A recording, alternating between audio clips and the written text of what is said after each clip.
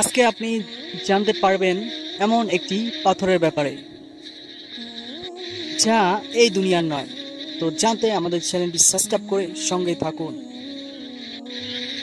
ঠিক জান্নাত থেকে পাঠানো হয়েছিল এই পাথরটিকে।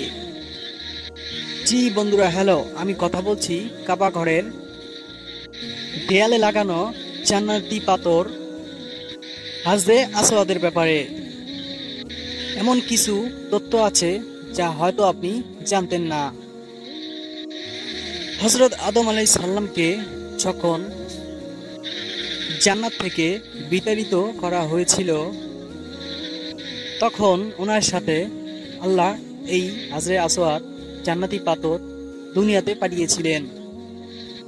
317 হিজরিতে হাজরে আসওয়াদ জান্নাতি পাথর চুরি হয়ে গিয়েছিল। সেই চোর ছিল জাফর বিন হাল্লাস। হাজরে আসওয়াদ পাথরকে দুনিয়ার কোনো আগুন পুড়াতে পারবে না। আল্লাহ এই পাথরটি এমন ভাবে সৃষ্টি করেছেন, সুবহানাল্লাহ। আমাদের ইসলামিক ভিডিও ভালোবেসে থাকলে চ্যানেলটি সাবস্ক্রাইব করে সঙ্গেই থাকবেন। আর হ্যাঁ, শেয়ার করতে ভুলবেন না। অবশ্যই একটি লাইক কমেন্টে জানাবেন কেমন লাগলো। আল্লাহ হাফেজ।